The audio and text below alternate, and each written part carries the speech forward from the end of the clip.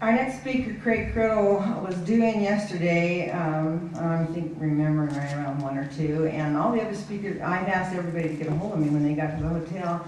And like last night about 8 o'clock, I went, wait a minute, I haven't heard from Craig, you know. So I went to the office, to the desk to see whether he checked in, and it was pretty late by the time I did that, and he hadn't, so he was here, but I hadn't met him. So I called him earlier this morning, and I said, Craig, and he said, yes.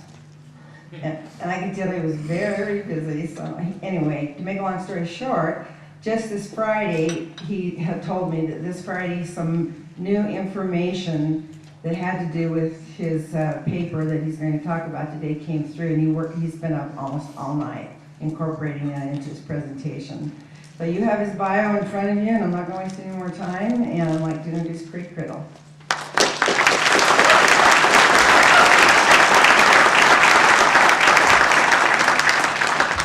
Thank you, Sue, and thank you for inviting me to give this talk. This is something I got involved with in about the year 2000, and I've been working on since then.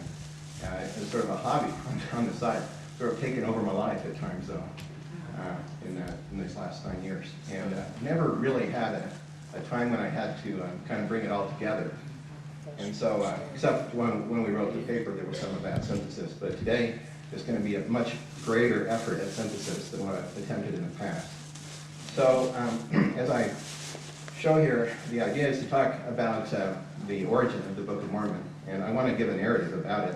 Before I jump into that, though, I want to, well, first here's sort of the outline of the talk. I'm going to talk about the power of narrative. I'm going to talk about roots of the Book of Mormon, roots. How you can track authors like you would track animals. I'm going to talk about restoration theology on steroids. Okay? I'm going to talk about what you do when necessity is the mother of invention, and then I'm going to try and assemble the pieces.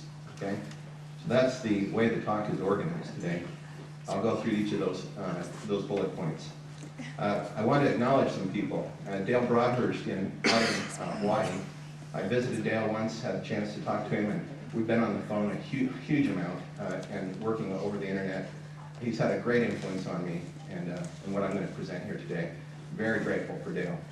Ted Chandler, he passed away shortly, about a few months ago, I guess, and but I never met him. But his work and his Mormon study site had a big effect as well on what I'm going to talk about today. Bob McHugh. Many of you know Bob. He's spoken here before, and I don't think I have to say much there. We all know Bob, what he does, and he's also helped review many of these manuscripts and things that we've been working on. I appreciate that. David Marshall, who I think's here somewhere today. I don't know if he is. Yep, back there.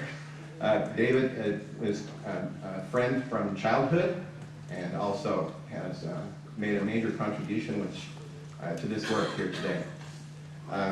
Matt Jonkers is my colleague at Stanford with Daniela Whitten. Matt's in the English department, Danielle is in statistics, and they worked with me on the paper that I'll describe some of the results of that paper. I want to mention also, or acknowledge what I call the IHoppers.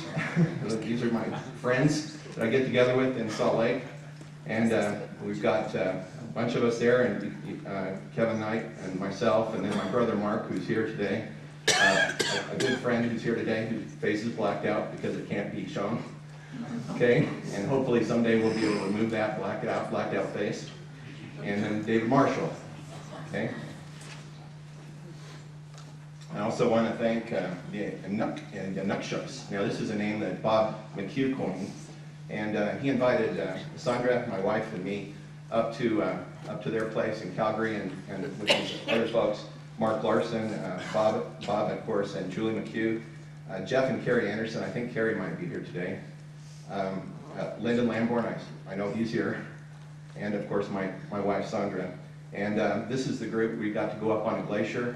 It was a great experience for all of us. And then Bob decided on the name Inukshuks, which I didn't know this word, but it refers to leaving these stone trails behind. Okay, so markers for future generations or future groups to follow. There's Linda. Okay, so I want to start with the power of narrative, and And people ask me, why are you doing this? What does it matter? Why does it matter? I've had that happen, asked so many times. Why do you even bother with this? I've got another job. I don't get paid for any of this stuff. So why does it even matter to you? And so I guess this is one reason it matters right there, because beliefs have consequences, right?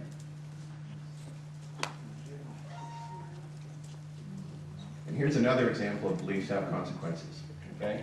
This is self-flagellation. These are Philippine Catholics, and their self-flagellation there. Beliefs have consequences. And even in Utah, they have consequences.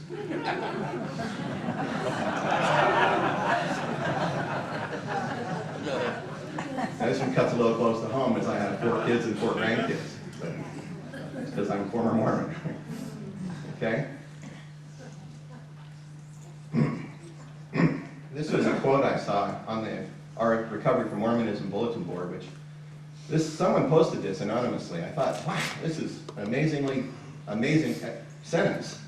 And in fact, it was in a larger context, which is also equally amazing. But I'm just going to pick this one sentence out.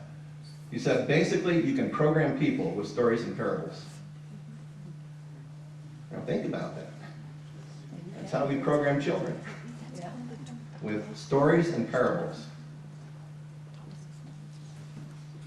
So, here's some examples of creation stories that children have been programmed with. Okay, there's one.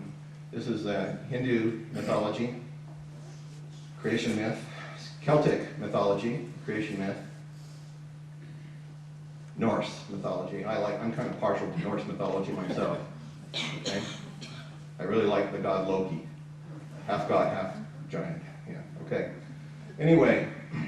Well, what is an alternative? Well, there's other creation stories, like this one. Okay, this is a depiction that came out in Science just last week of the Big Bang. And they show the age of the Earth there, 13 estimated now using multiple methods at 13.7 billion years.